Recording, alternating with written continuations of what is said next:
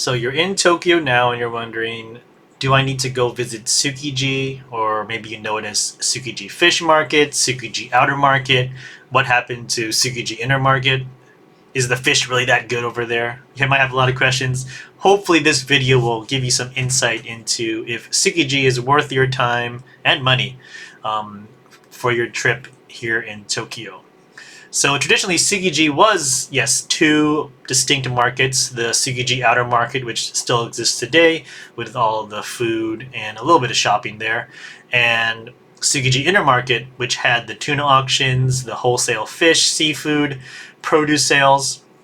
The Inner Market is no longer there. As of 2018, that moved to another part of Tokyo called Toyosu. So you can find the tuna auctions and all the big wholesale sales over in that part of Tokyo. But right now, the Tsukiji Inner Market location is nothing's there. They demolished the old buildings. They're going to actually start construction on a new complex, they're saying, of includes a stadium, offices, hotels that might be open within the next decade or so. So the look and feel of Tsukiji may change in the next 10 years or so, depending on how expansive the construction is. No news yet about if it'll affect the outer market, but it's something to keep an eye on in the years to come. But if you are coming out to Tsukiji, there are two main stations you're going to be using. The Tsukiji station on the Hibiya line over here on the northern part of Tsukiji. This goes through areas like Ueno, Akihabara, and Roppongi. This is the gray subway line here.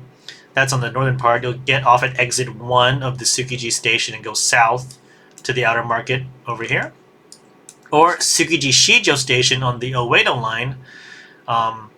This is a line that directly connects with Shinjuku station. So if you're in the Shinjuku area, you'll take this line straight shot all the way across Tokyo to get to Tsukiji Shijo station, and you get off at the A1 exit and just go north to the Tsukiji Outer Market. So looking at the map here, Tsukiji Outer Market is really just, I wouldn't even call them 5 city blocks, but 5 little blocks here. This is the main outer market area, so it's not a very big area. It's pretty compact, compressed, so you won't be walking too much while you're here. The inner market is this big gray space here. If you go to the satellite picture, you can see there's pretty much nothing left there. Maybe some old parking lots, but really the buildings have all been demolished and moved to Toyosu. Here's a quick shot of how it used to look like back in its heyday before it all closed. You can see it's a pretty expansive area, but it was aging for its time, so it needs to be rebuilt and refreshed for another part of Tokyo. The outer market is here on the left side of the shot. So you're wondering, is Tsukiji worth it?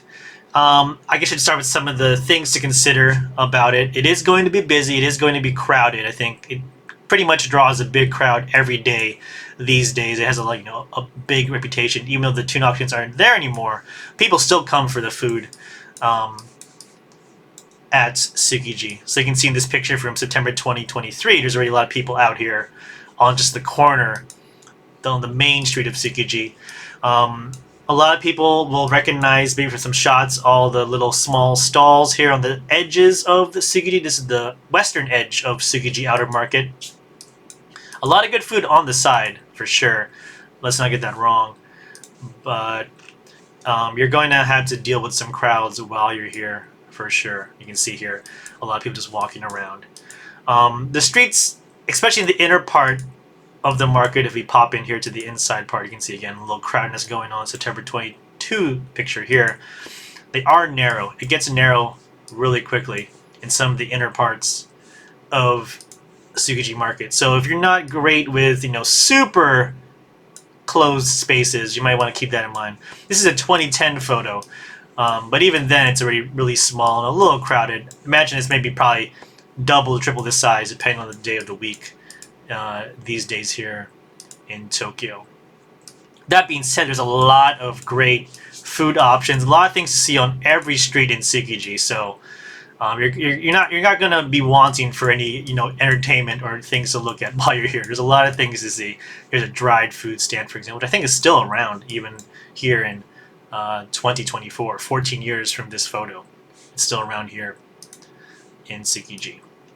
You're also going to be probably paying a little bit of a, I don't know, tourist tax or inbound travel tax, or, basically not full-on tourist traps, but yes, you're going to pay a little bit extra to be here. I think the place have recognized that, yes, we're going to have to get a little extra from the tourists visiting. So expect to spend a little bit more for comparable sushi in other parts of Tokyo. I don't think it's super outrageous, but if money's a concern, it's something you want to keep an eye on while you're here before you plop down for every single delicious thing you find here in Tsukiji. Speaking of cash, if you do come here, make sure to bring paper and coins if you can. Not every place takes cards, so having cash on hand is very useful. Especially some of the smaller booths or smaller stalls won't have as many options for card usage, so it's just helpful to have cash on hand while you're here. Another question I hear a lot is, do you need to get here early? That was the case if you wanted like the tuna auction first thing in the morning, but now not so early, not so much. But some of the stores still do open early. For example, this place here, Tomboya, opens at 8 a.m. Not too early, but look, the next place down here, Donburi Ichiba, a fishbowl place, opens at 5:30 in the morning. Kitsuneya, beef bowl place, 6:30 in the morning. So, if you are here at like 5 or 6 in the morning, there will be options. Not everything is open that early anymore, but there's still a good number of options because there are still workers who come here for their early breakfast, so they need to serve them as well. So if you're jet lagged, for example, it's not a bad place to go and visit first thing in the morning. But I would say if you get here a usual breakfast time, 9 to 10, especially at least before the lunch rush, you won't have to worry too much about waiting in long lines. Lunchtime is when the peak lines happen. So if you come here, early-ish, not like 5, 6 first train times, but at 9, 10 a.m. in the market, not a bad place to be. Pretty entertaining, especially when not a lot of Tokyo, aside from some of the tourist spots, is not open that early, to be honest. So it's a good place to spend your Tokyo mornings for sure. Speaking of openings, also closing times. A lot of places will close by 3. Again, looking at this Kitsuna place, close at 1:30 p.m. for example. The Donburi place we saw, the fishbowl place, closes at 2 p.m. So some of the early places will close 1:30, 2 p.m. Expect almost, not everything, but a majority of places that close early will be closed by 3. So again, if you want the peak excitement of the market, you want to be here again, 9, 10, no later than maybe 1 or 2. By 2 p.m., some things will start closing, and then by 3, a lot of things that haven't really closed will be done. And then you'll find some restaurants that might be open until like 9 or so, but really the main activity, the excitement of the market will be done by 2 p.m., 3 p.m. for sure. You'll also want to avoid national holidays and Wednesdays also. A lot of places take Wednesday off. And national holidays, while some places do stay open in Tokyo, you're more likely to find places that close for a national holiday here in Tsukiji. So again, if you want the most active experience, come early on a non-Wednesday and non-holiday, and you'll definitely see a lot of people around, good or bad. But you'll have a lot of options for food at that point too. So your main types of eats are going to be, again, the street stalls. We just, again, saw a few here at the beginning. Stuff like this. Smaller places, not a lot of sit-down restaurants, but again, you can just go from place to place and explore around. That's usually dotting the outer edge of the market. Again, going down this street here, you'll see, again, some shopping, but also some more food stalls as well. So there's a lot of options for that, and also proper sit-down restaurants. Sushi places for sure. So some of the places I recommend you visit while you're here. Sushi Dai is one of my favorites. It was actually, I think, one of the first places I went to when I came to Tokyo as a tourist many years ago. It's a proper 2-level sushi place, a nice sushi bar on the first floor. They make the sushi right in front of you.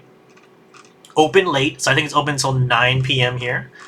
But one of the good things about this place is they do have set meals, but with the set meal you get to pick, I think, at least 2 pieces or 3 pieces, depending on how much you spend, of your choice of sushi. So if you want uni or tuna or salmon, or if it's a favorite you want, they'll make that for you in addition to whatever the regular set is. So If you like a little customizability in your sushi, not a bad place. It's also on the far northeastern edge of the market, so you don't have to deal with as many crowds or lines. There might be a line for sure, but it's not as busy as, say, the central part of Tsukiji Outer Market. Just a little bit west of Sushi Dai is the Uogashi Odawarabashi building and the food court. The food court is okay. It's not amazing in terms of the sushi selection. I think it's a little bit of everything non-fish related. But the building itself is pretty entertaining because this is basically where there is wholesale sales of produce and fish and seafood in this building. So you can get a little taste of how the inner market was at its peak in a much more, clean and, I would say, more organized location here in this Odawarabashi building. It's only open from 7 to 2, again, non-Wednesdays, and not on Sundays either. So come on, a weekday outside of Wednesday. But you can see a lot of wholesale stuff on sale. You might not be buying if you're just, passing through, but there are some stuff you can buy right then and there. Again, here's a good tuna selection, some fried tuna as well. So you can get a taste of like a proper fish market. There's some squid legs for sale here as well. So it's, much more clean and organized than the old inner market was, but it's a good place to look at some, delicious food in its natural environment. And, maybe pick up some like soy sauce or what have you. So it's definitely a walkthrough. Look at these amazing oysters, for example.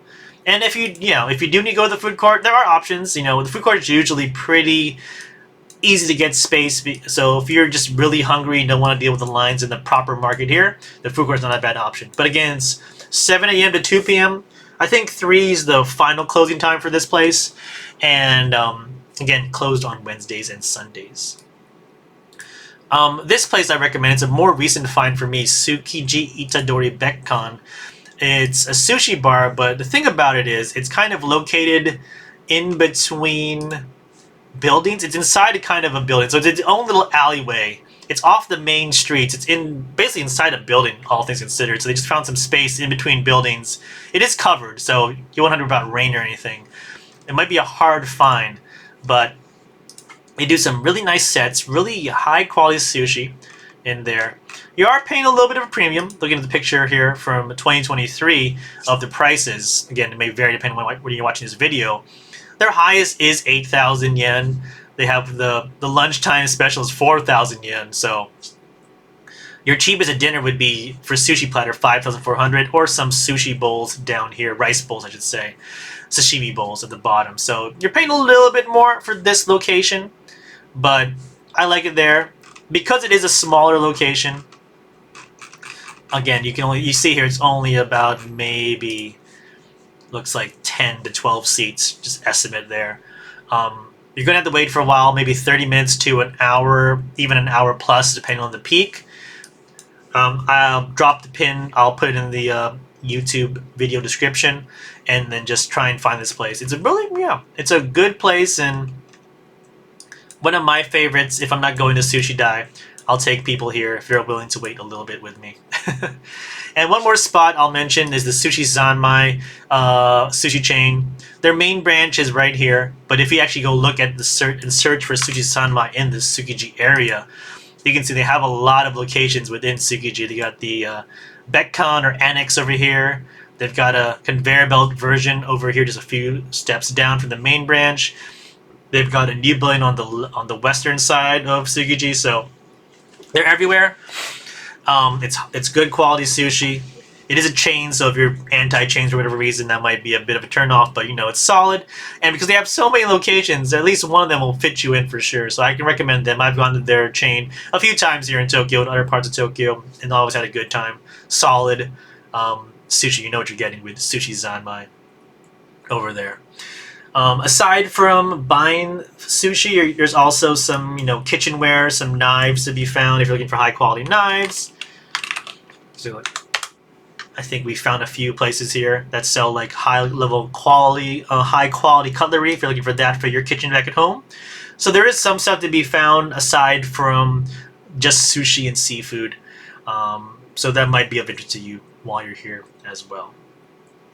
So a couple alternatives before I wrap the things up to the Tsukiji area. If you're looking for some other things you might be interested in, Toyosu, of course, is where the current tuna auction and wholesale markets are. Not too far from Tsukiji, although you won't be able to take one train there. You'll have to transfer at some point, Tsukiji being right here.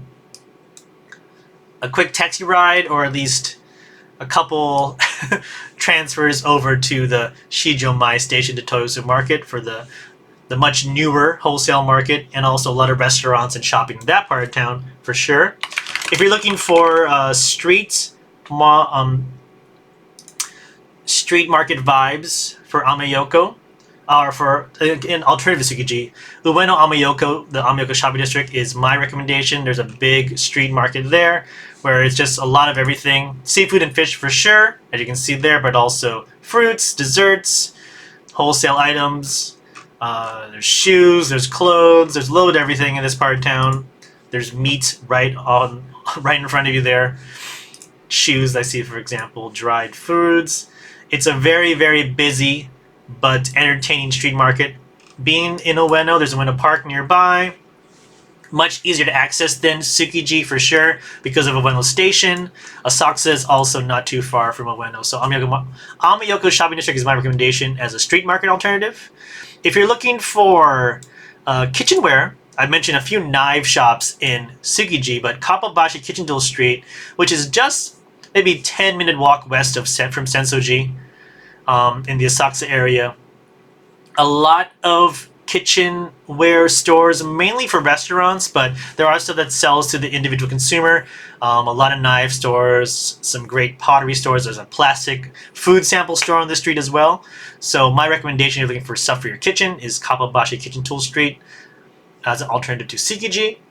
And again, for sushi in general, again, you can get sushi anywhere in Tokyo. You might just not have to pay a tourist charge if you're getting it outside of Tsukiji. But does that mean you shouldn't visit Tsukiji? I think Tsukiji is firmly in the visit at least once category.